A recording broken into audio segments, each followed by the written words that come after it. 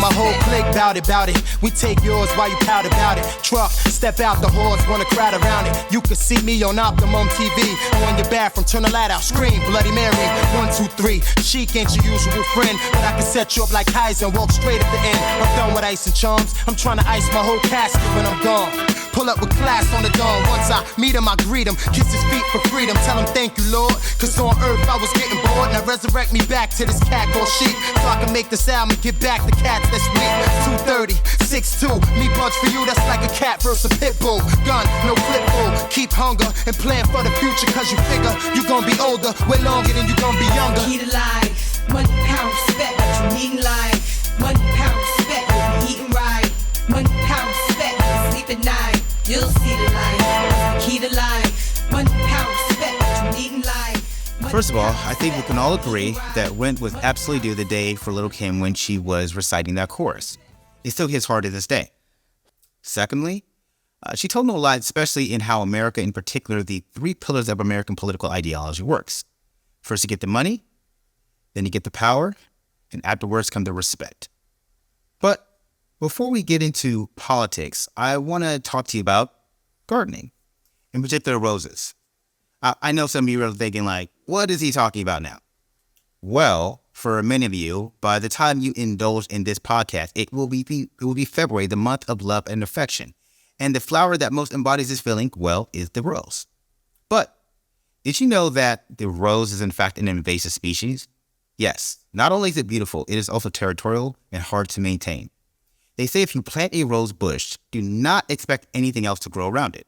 That of course being a bit hyperbolic because of course certain plants can grow around a rose, but not too many.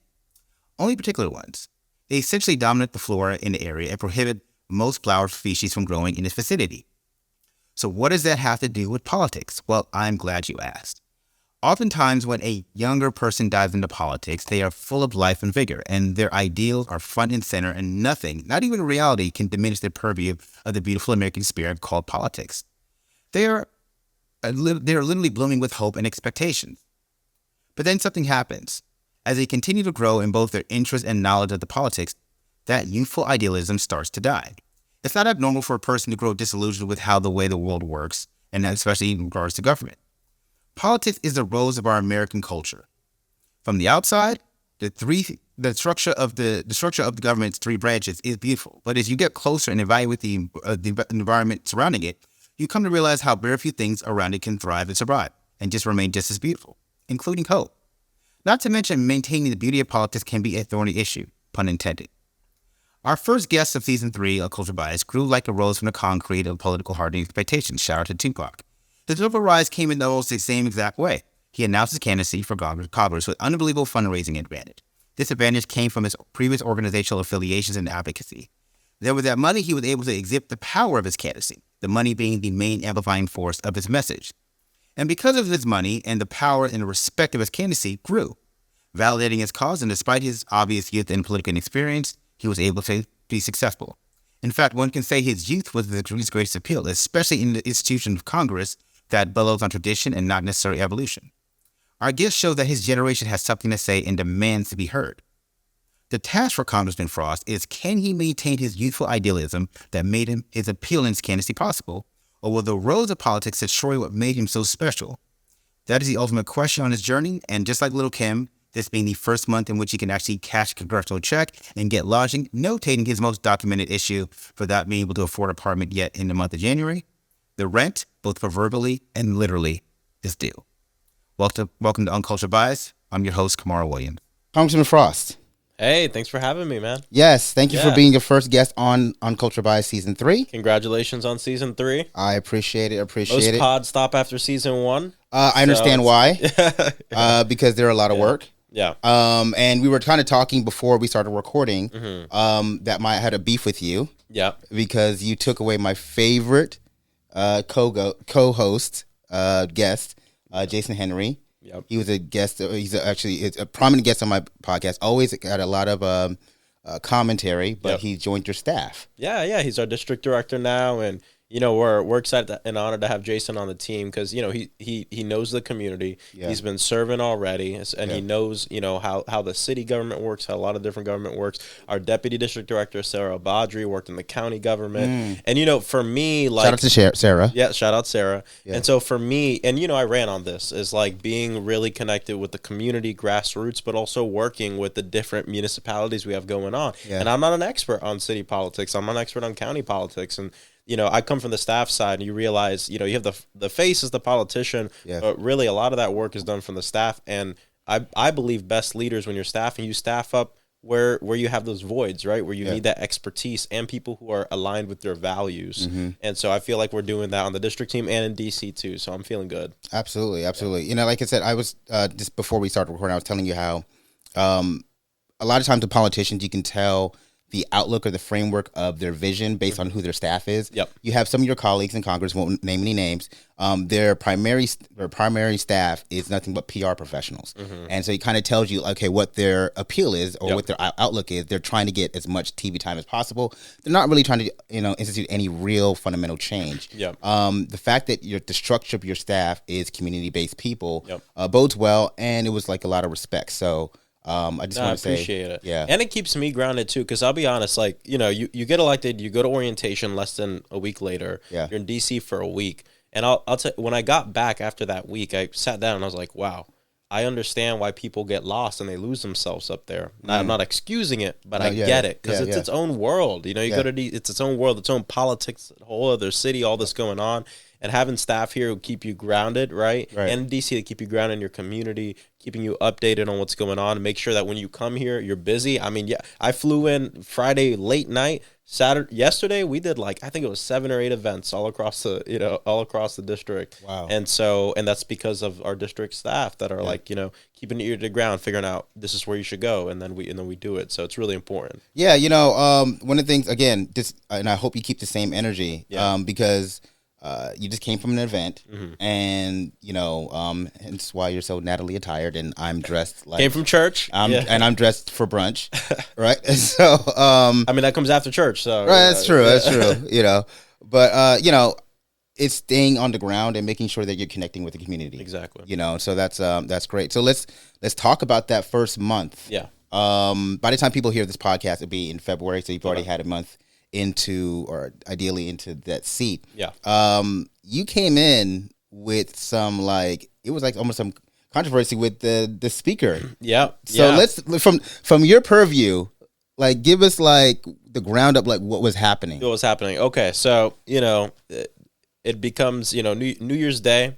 I'm in DC. I went with my girlfriend a little early. We're getting set up. We were flying a ton of my family up from here. I got my friends coming from across the country. Yeah. Staff coming. Everyone's there. I get sworn in the morning with the Black Caucus. Yeah. They do a ceremonial swearing first. What was that? Let's not speed through that. What's that? Walk me through that one. So the Congressional Black Caucus does their own swearing in every year. That is before, or every 2 years. That's before the actual one. So it's not a real swearing in. It's a ceremonial one. Yeah, absolutely. But it's beautiful, and I'm so glad we did it because of the mess with the actual swearing in. Yeah. And for people who don't know, for the actual swearing in, you actually only get 2 tickets for that. Oh. So you only get 2 tickets for it, and you have to. I was able to get 3, asking some other people, but you only get 2. Yeah. And it's a very quick thing. It's not as grand as you may think it is. Yeah. So the Black Caucus, after years of seeing that, was we need to do something for our members that's grand that they can invite their family to. So you get 20 tickets for the Black Caucus one. So we went and brought friends and family, and it was beautiful. It was in a great music venue, music, food, and just really celebrating things. What the funny thing is, though? They had Black Caucus is big on seniority. Yeah. So we're sitting on stage, and we have different rows of seats, and by seniority. And I'm in the last row. Yeah, I'm a freshman. Clearly. But you know who else is in the last row with me? Who? Senator Reverend Raphael Warnock. Oh, because Because he's lower on seniority. Yeah. He's a junior senator in Georgia. Yeah. But he's a senator. But, right. But Black Caucus, it's all about seniority. It don't matter what position you hold. Oh, yeah. I think even Hakeem's seat was in the second row, and he's our leader. Yeah. But wow. Yeah. But I also respect it too, you know. Yeah. But it was a little funny to me. I was sitting back there and and so no, but it's a beautiful ceremony with great music and food, and it's about love and joy and what it means to be Black in the country, but also Black in the Congress. And I think a lot of times, you know, people don't talk about it, and it's great to talk through those wins and how we do better. So that was the first part of the morning. It was bright and early, and then at noon we get into the chamber. Expecting to be sworn in. And the way it works, for people who don't know, is you have the last Congress gets adjourned. That's the first thing. You go in at noon, they adjourn the last Congress, which means technically there's no members of Congress anymore. Usually that'll last 5 minutes because we elect a speaker.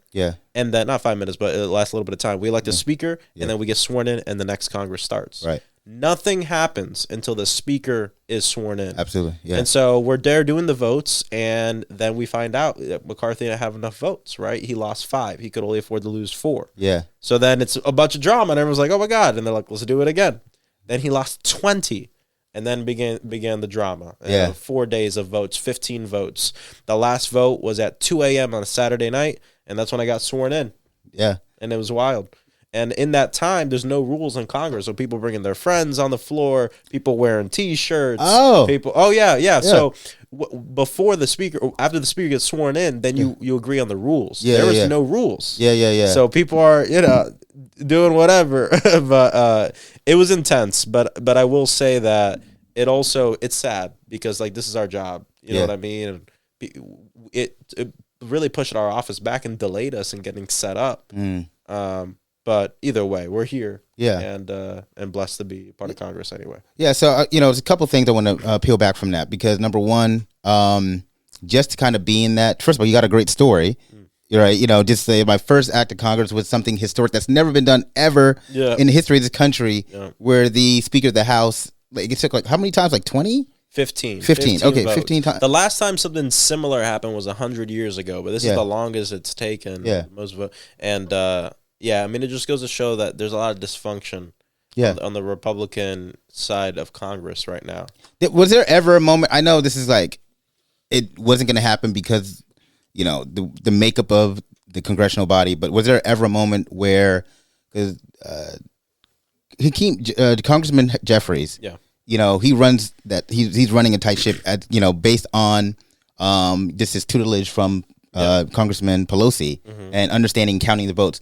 Was there ever a point it was like, he might actually get the Speaker of the House because we can actually pull some Republicans? Yeah, so leadership was always honest that that's probably not going to happen. Yeah. But then they'd always say, but no one thought this would happen. Right, the whole situation. Right. So it could have been possible. I mean, I do think if it would have kept going further and further and further, that would have become more and more possibility because a lot of the very moderate Republicans were getting really fed up with the whole thing. But another option would be, if McCarthy came up to Leader Jeffries or some of these moderate Dems and said, hey, look, if we get 5 of your votes, we can clear this up and move.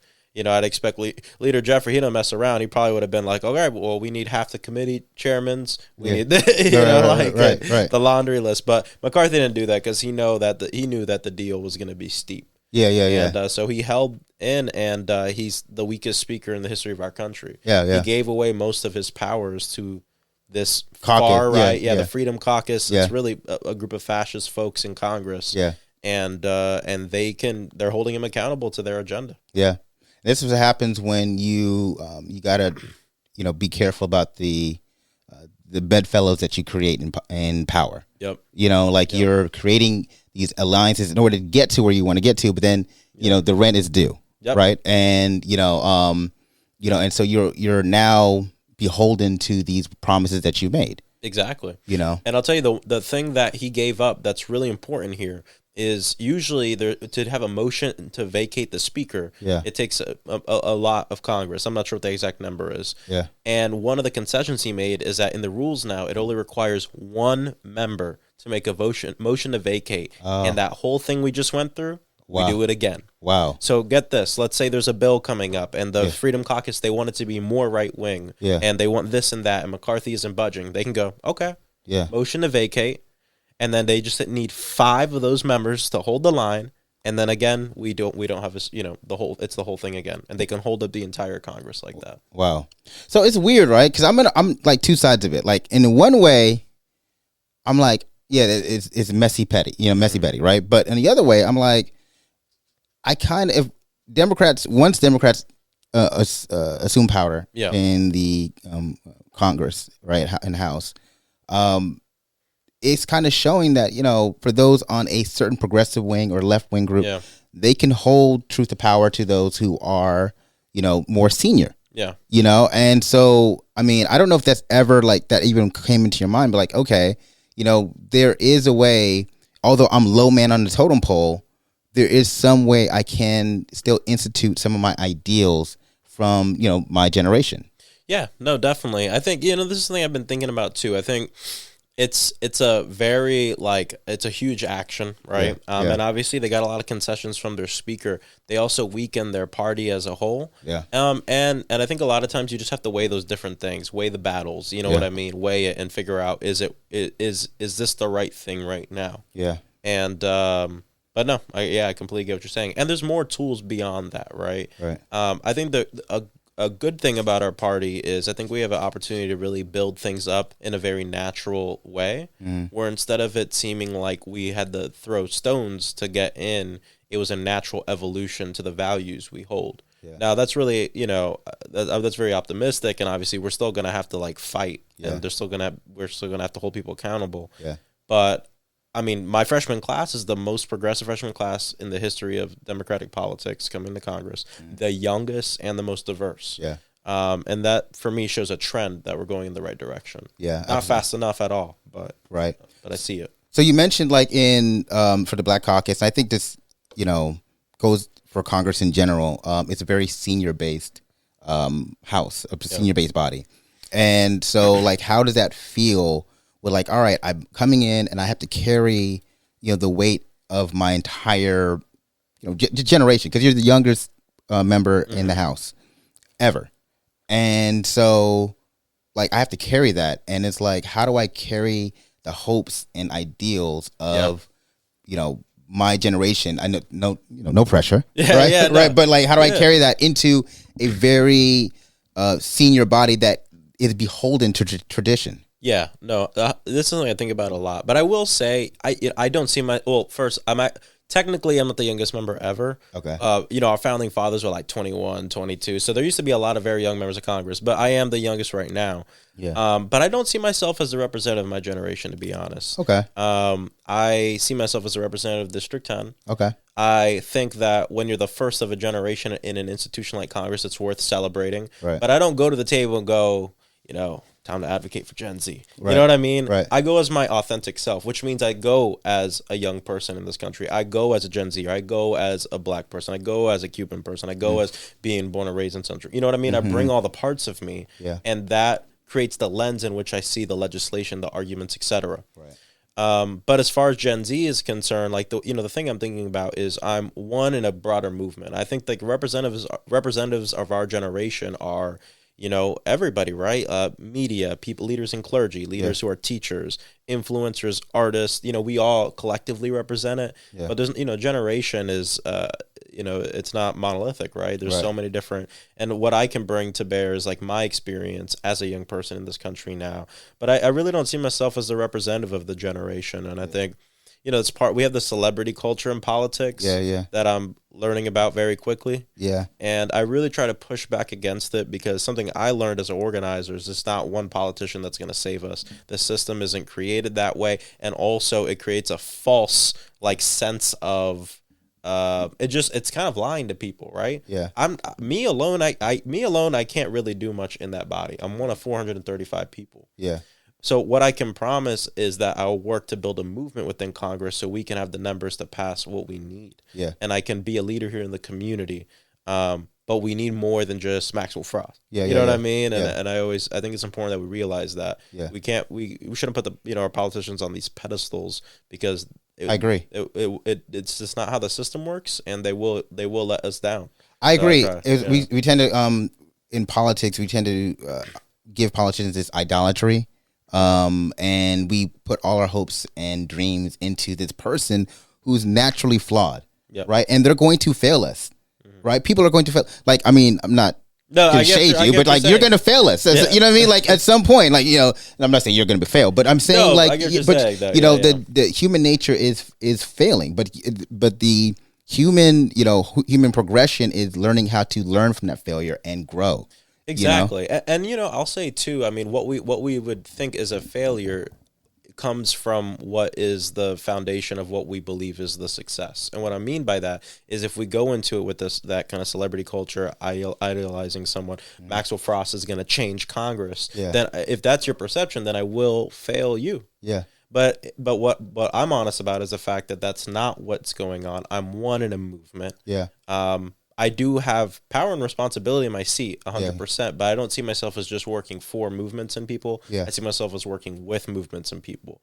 And when I set that and we get into this fight, even though we might not end up with everything we want at the end of these 2 years, which we won't. We're in a Republican Congress controlled by a lot of fascists. I mean, I'm very honest about it. We're going to get good wins. We just had a good win with Medicaid. I could talk about just 2 days ago.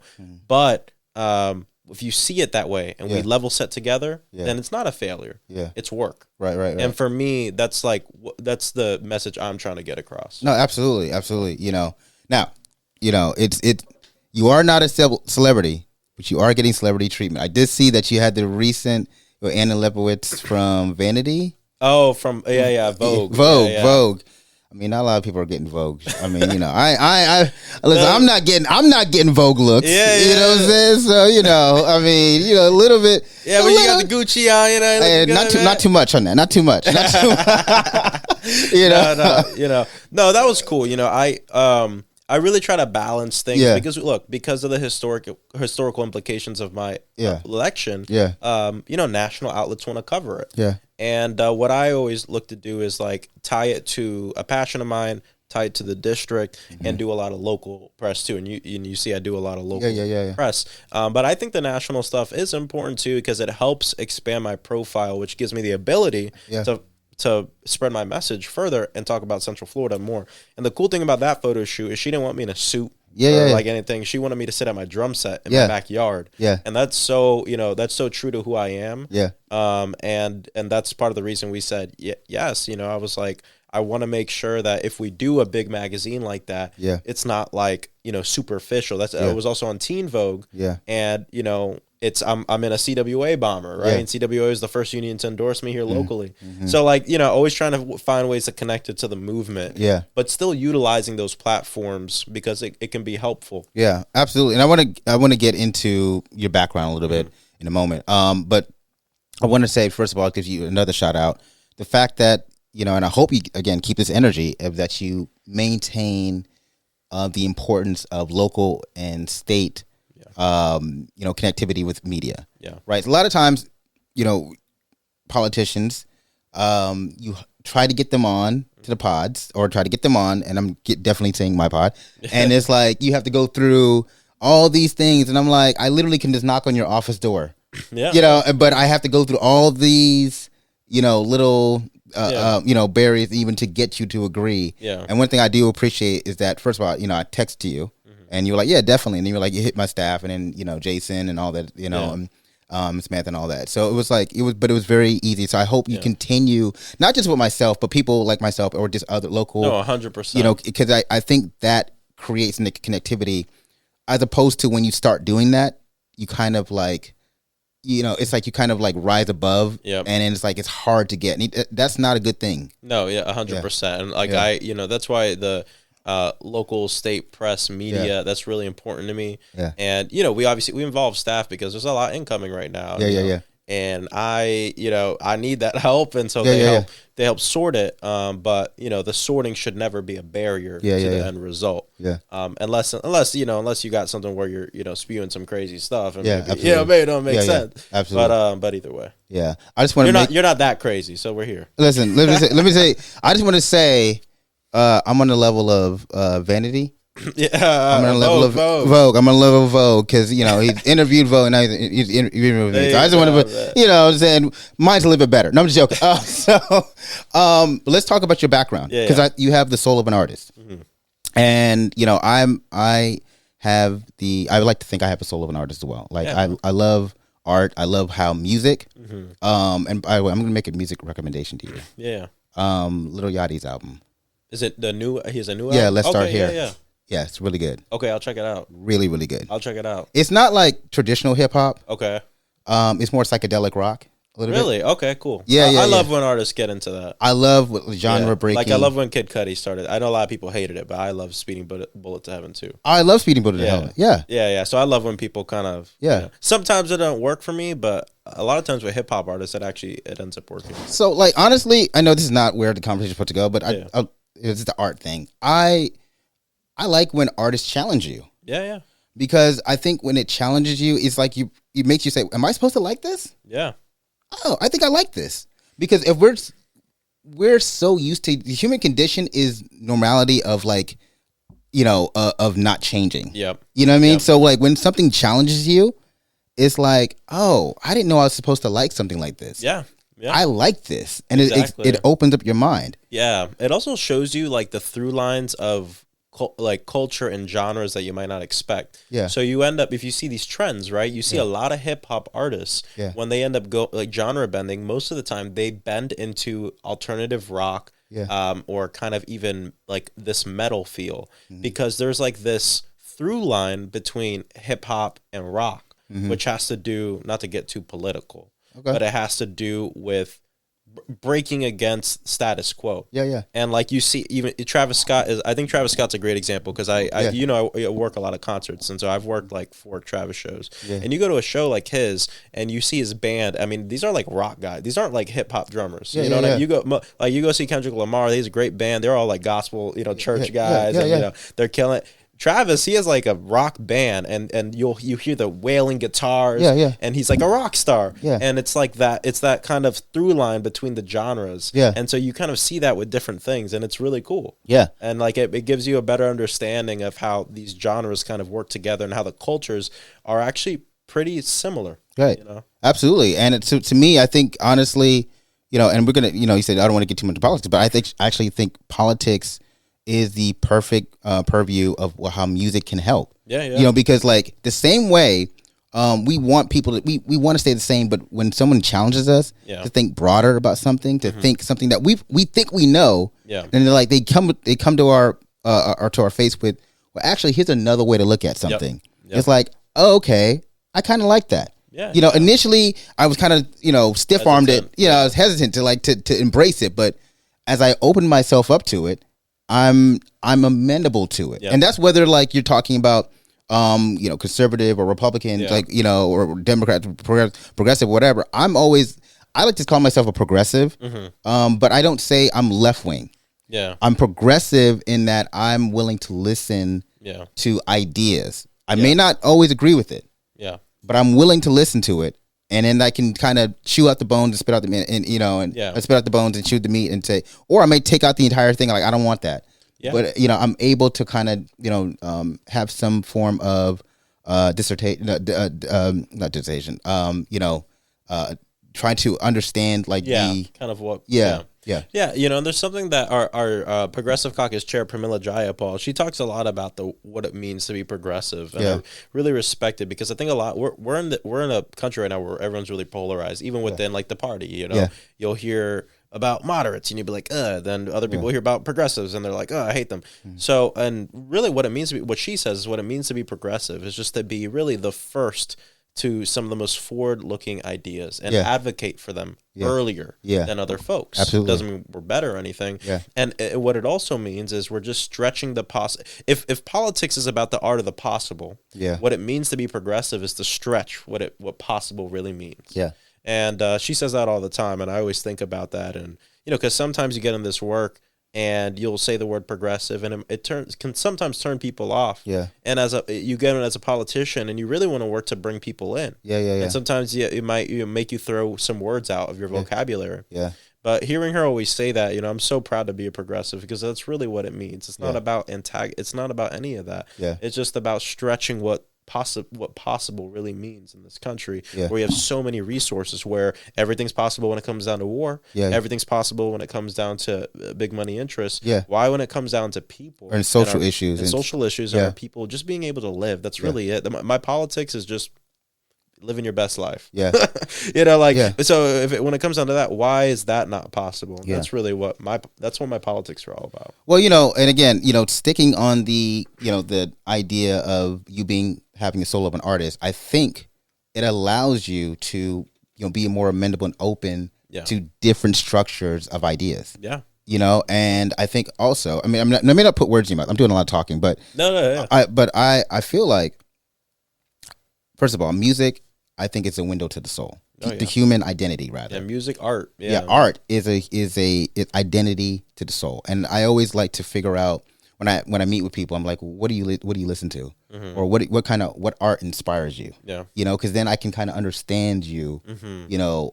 At least try to initially. Of course, you can understand somebody holistically until but I feel like it allows you to kind of like understand and connect, right, with people.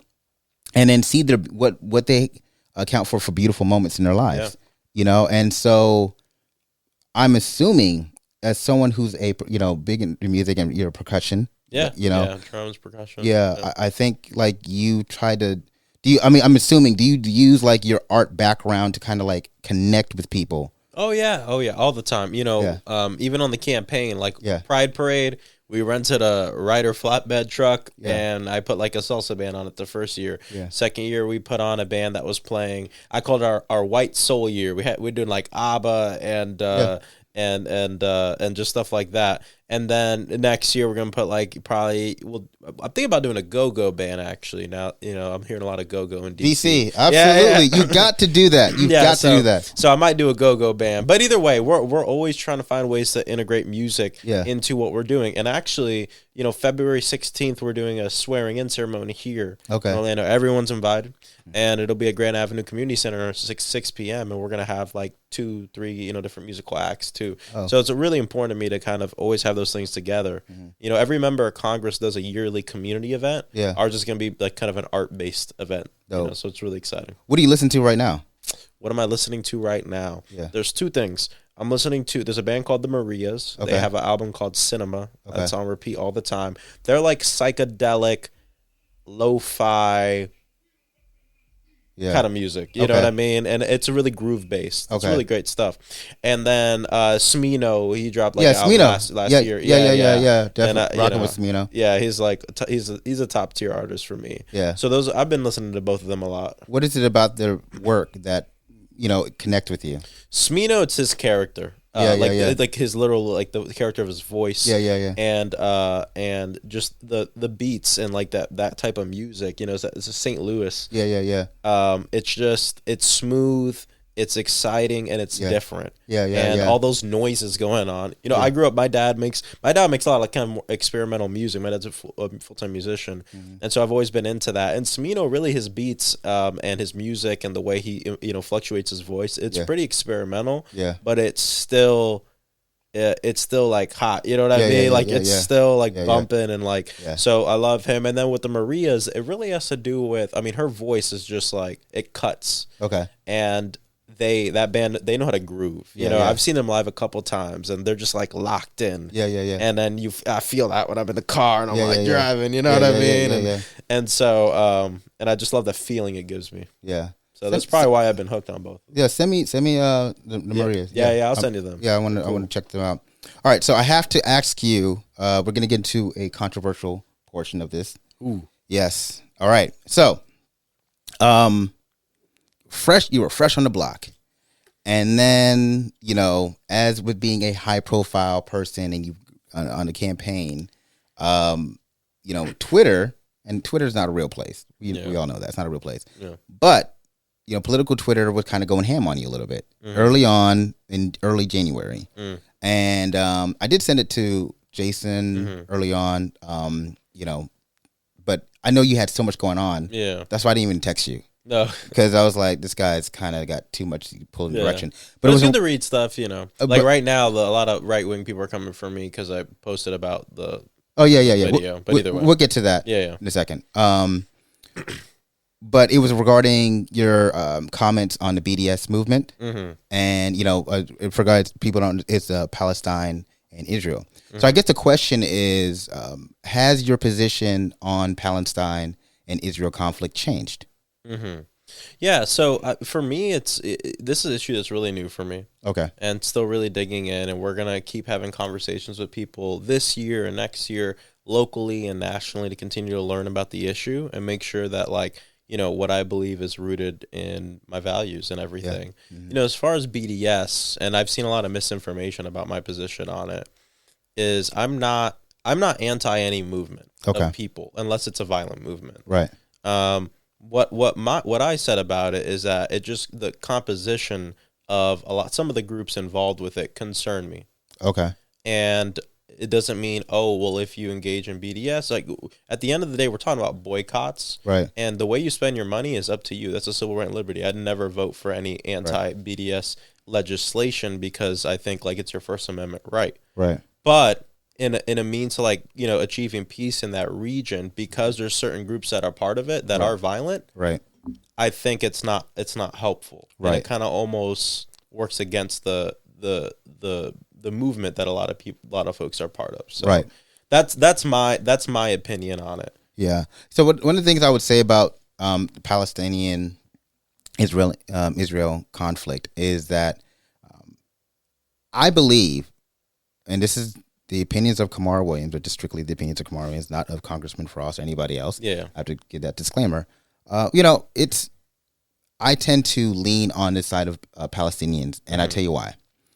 Because I'm not there, but from the outside looking in, it feels as if Israeli power structure can tend to be a little bit. There's a lot of cruelty that is shown, from those who are being taken from their homes or beaten and things of that nature. And for me, as the humanity portion of it, I cannot just sit there and just look at any. It doesn't matter what religious affiliation, but it just doesn't matter what religious affiliation. If I see somebody being taken advantage of, or their homes are being taken away from them, or their lands are being taken away, or they're getting beaten or persecuted, unfairly, and especially if they're the subjugated group, I tend to lean closer to the subjugated more than to those who are ideally in power. Now, with that being said, I don't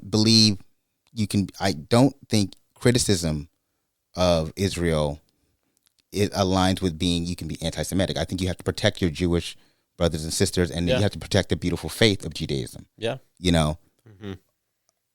But I think sometimes it gets misaligned when you criticize Israel for their policies. And you get labeled anti-Semitic. You get labeled anti-Semitic. Yeah. And I'm not, this is where I'm saying the views of my, for me. But do you find maybe that it's, because I feel like the Generation Z, again, you're not representing Generation, you're representing District 10, but we're just talking as, I do feel like Generation Z is leaning more closer to not being on the side of the subjugated than to those who are seemingly in power, because they've lived in, tyranny on any level does not mean, is not appealable to anybody, especially with this particular generation. Do you agree with that? Yeah. Yeah. Yeah. No, I do agree with that. And I think a lot of it too has to do with, it's just about, and this is a Cornel West quote that I say all the time, seeing the world through the eyes of the most vulnerable. Yeah. And if you see videos online of certain things going on, whether it be in Israel, Palestine, whether it be here in the United States, anywhere, and you see people being treated unfairly or et cetera, our generation, not everyone, but I think for the most part, looks at that and goes, what's going on? Why? You know what I mean? And that's not right. Yeah. And I think that's an important tenet of Gen Z and of younger people. Yeah. It gives me a lot of hope for the future too, because folks will begin to take power and use that vision in what they do. So, and I agree. And I think one of the things that we, it gets lost in this political discussion is nuance, right? Yeah. And we'll get into policing and whatnot, but when I criticize America, it's not because I don't love America. Yeah. In fact, it's because of my love and respect for America and what I know it can do that I offer criticism. Once I stop criticizing you, it's because I've learned to kind of accept and not even care. Yeah. You know, you'd rather have somebody that cares than somebody who like it's kind of like it's like a relationship. Yeah. And we're in a relationship with the country, and I same thing with Israel. I know what Israel can be, and so if I criticize those who are in power, and I'm saying, hey, because I love you and I know what you're capable of, in the beauty of your culture, that's where I'm at with it. Yeah. And so I just want to make sure I lay that foundation. Again, these are my words. These are not of Congressman Frost. But it's true. And the nuances is very important. And I think, as I continue to learn and lean in on this, I'll continue to learn and lean in. But the way I see it is, I want the world that I think should exist is a world where our Palestinian brothers and sisters and siblings have sovereign land where they can just live their lives like we live our lives here. We know that's not going on right now. Right. And where our Israeli brothers and sisters and siblings can live their life too. Right. And I think, it's a tough thing because we're talking about two groups of people who have been some of the most oppressed people in human history. Yeah. But it's also important to look at who holds the power and how do they use the power. Yeah. And it's something that a lot of folks struggle with, and it's something that I'm still leaning in on. I just want everyone to be safe. Yeah, and I'm not expecting you to have all the answers. By the way, no, I don't. I don't claim to, but and people are passionate about it on all sides because it's something to be passionate about. It's either your people or et cetera, and so either way. So we'll continue to lean in on it, man. And for me, I'm for two-state solution, which means like both people. Have sovereign. We know that's not what's going on right now. Right. And I agree. There is a power imbalance. It's not right. Right. Absolutely. And, transitioning into, I'm sorry, did you want to Well, I was going to say, and something too that from the campaign to now that also changes things is just like we have to look at the changes in government and things like that. And I will say that, this new, more right-wing government does concern me a lot. In Israel, and not just in Israel, but like we see a lot of right wing folks taking power around the world, right? And it's just concerning, right? Oh, I'm sorry, I didn't even. It's my fault. I'm assuming people are in the know. BDS means boycott, divestment, and sanctions. Yep. Yeah, and so people saying boycott Israel, divest from Israel, from giving power and money to Israel, and sanction Israel for their human rights. Atrocities. So, but I one thing I do want to ask you, I guess transitioning a little bit. I'm sorry. Before even, I'm jumping around here. How did you feel when people were coming at you with that? Yeah, I mean, I tend to. Well, when this specific thing was coming up on Twitter, it was during like swearing in time. Yeah. So there was a lot going on. Yeah, and that's why I never text you. No. But I did see it. But I didn't spend a lot of time being in it. But I mean, no, it doesn't feel good, right? To have people coming for you like that. And there was a lot of misinformation out there that's just not true. Yeah. Which specifically to what? To your position?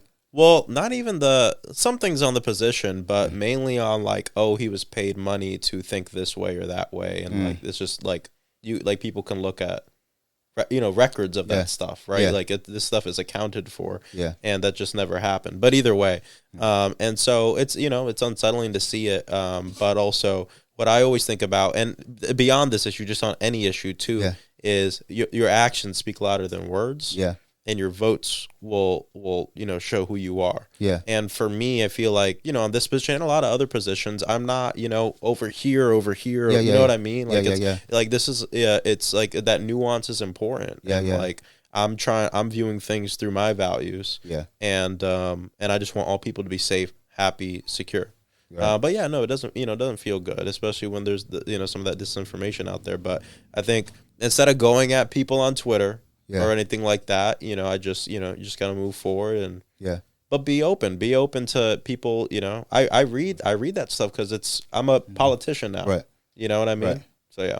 So first of all, I appreciate you not skating away from that question. Yeah. I want to talk about transitioning from, we talk about imposition of power to the subjugated, the tragedy of the young man who was murdered at the hands of 5 Memphis police. Yep. And by the time people hear this, technically, quote unquote, it'll be old news, which is even worse. Yeah. Right. But you did a tweet and you talked about white supremacy within policing. Yeah. Do you want to do you want to talk about that? Well, I think because the 5 officers that killed Tyree were black, we see a lot of people on the right wing saying, "Oh, the liberal narrative is broken" or something like that.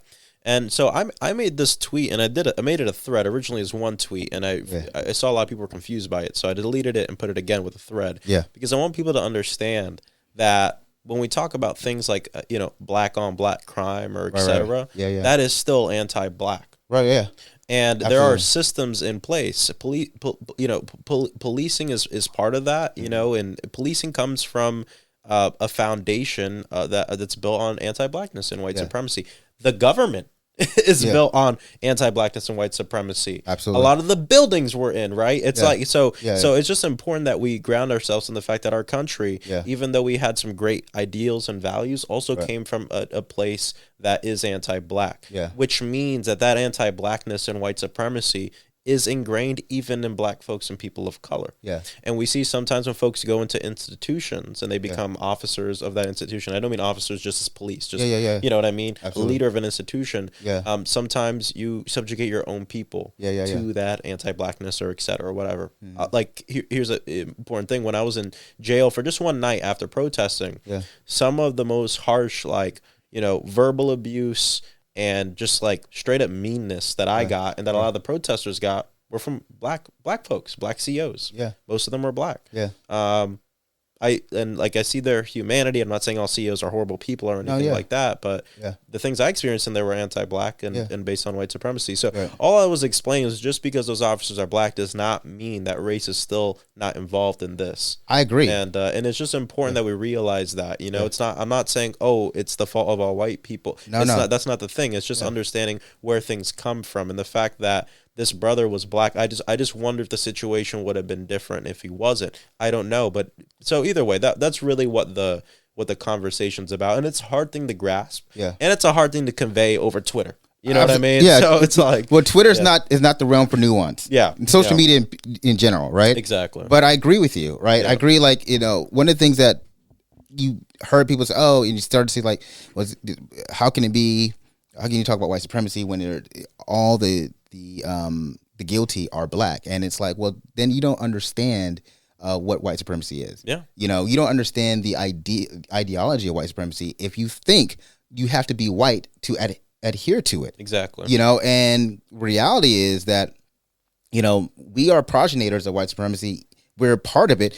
I'm a progenitor of it just by my, and just by me being involved in capitalism. Mm-hmm. And, capitalism is a progeny of white supremacy, right? Now, not saying that I'm against capitalism, right? We have to understand the reality of it. I'm a product of it, even with my, inclusion of trying to be in the democratic process, because I understand that, power came from the original, came not from the subjugated, from those in power. Yeah. Right. And so, so I'm in agreement with that. And I think it actually opens up for a better conversation, and it would allow us to have a better conversation if we had a governor that would actually put put classes in place that would allow for us to have history programs. Now, I know this is a state issue, but I'm going to throw some legislation down. You're a low man on the totem pole. Yeah. And but I want to, is there a way that the federal government can do so? And if there is there? For those who don't understand, the federal government can't control the state, the state law, but they can control the purse strings of the state. Yep. Yeah. And so, is there a way for you to maybe introduce legislation that says that states should adhere to a basic fundamental understanding of history, of this country? Yeah. And if they do not, then they will relinquish federal funds. That's just an idea. No, I mean that is that's an avenue that can be taken. Yeah. I think the important thing to realize is that, we're in this Republican-controlled Congress, and so it won't pass. Something like that probably won't pass the House. Absolutely not. It's not getting passed. But it doesn't mean it's not worth bringing up, because a lot of times the longevity of a bill isn't just about 1-2 year period. It's you bring it up. Mm-hmm. But I was just I was at the White House because they were doing a reception for new members. I brought my mom. Yeah. And I met the Secretary of Education there, and I brought this up. I said, "Look, what can the administration do? What can I do? How can I encourage y'all? How can I work with y'all?" Yeah. And he brought up some really good things, just having to do with the fact that if a student feels abused, bullied, anything like that because of a state law in school, it opens up a federal investigation, but there has to be someone to shepherd that. Right. So that's something that we're looking into as well. Yeah. And those investigations, sometimes they work out, sometimes they don't. Yeah. But what it does is it keeps the spotlight on something. Yeah. And when you keep the spotlight on an injustice, it allows you more time to be able to conjure up what the solution can be and bring people together around it. And so figuring out what is that spotlight. Could be the Department of Education, it could be something in Congress, but we do need to keep talking about it because it's white supremacy and it's anti-black, and absolutely. And I would say this: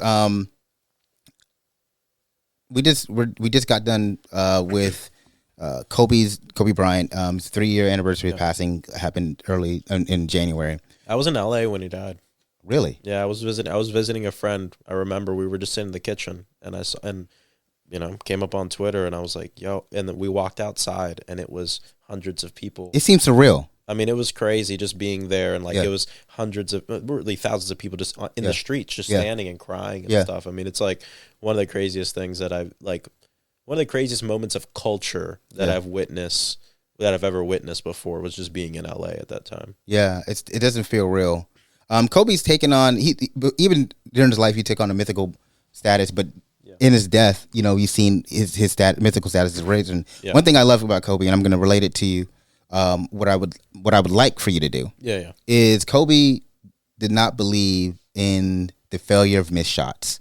He was like, take 1,000 shots. I'll take 1,000 shots. I don't care if I'm over 1,000 in the game, but I'm going to take them. I'm not going to just take it. I'm not going to not take a shot because I don't think I'm going to make it. Yeah. I'm going to take that shot. And that's that fearlessness and that Mamba mentality. So I'm saying that for you, I would love, and I can't tell you what to do, how to do your job, but I would love. I appreciate that. Yeah.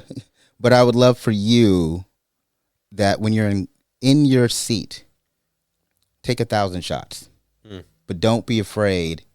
I'm not going to make any of them. Yeah. I'm not going to make any shots because I'm the low man on the totem pole and it's Republican.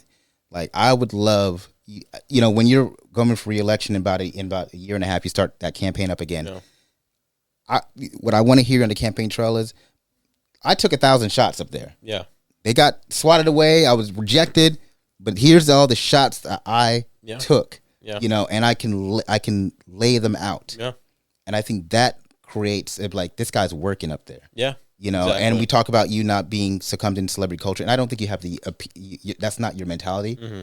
But I think that helps thwart any of that. When this guy's up there, he's taking shots. Yep. 100%. And so I mean, I can't tell you to do your job. No, I appreciate it. It's great. It's great. I haven't thought about it that way. Yeah. And that is what we want to do. We want to take a ton of shots. I mean, you just see our group chat. I'm always hitting up Jason, Sarah, Yuri, who's my chief of staff. I always have these random ideas. Yeah. And sometimes they're like, that's probably not the best. And sometimes they're like, yeah, let's do it. And that culture of ideas, I want to continue that and actually doing everything we can, whether it's amendments or bills or writing letters. We partnered with Darren Soto's office.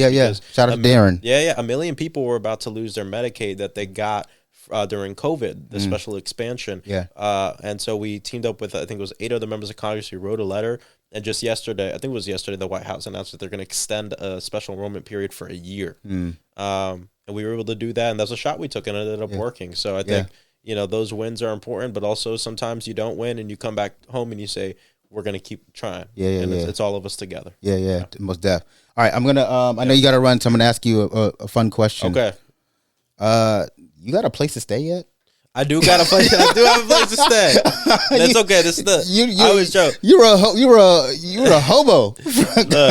Look, the two big things people know about me is that I'm Gen Z. Yeah. And that I got denied from an apartment in DC. Yeah. But I do have a place. And the funny thing is that interview it was an ABC interview that I recorded that a month before. Yeah. Like right when I started like orientation. Yeah. And I was freaking out about everything. And so no, I got a place now. Now it's time to work on everybody else because I believe housing is a human right. Yeah, absolutely. The rent is due. The rent is too damn high. The rent is too damn high. That's gonna be your next. That's gonna be your next campaign thing. But so listen, Congressman Frost, I really do appreciate you coming on, man. You passed the vibe check with the music. I appreciate it. Love to have you back on when you're back in town. Yep. And best of luck to your endeavors, and we're all rooting for you. Thank you, man. I appreciate it. And February 16th, my swearing in, come through. Yes, absolutely. Yeah. Anybody listening, if you're listening before February 16th, come through. Absolutely. Yeah, of course. All right, much respect. Thanks, man. Yep, peace.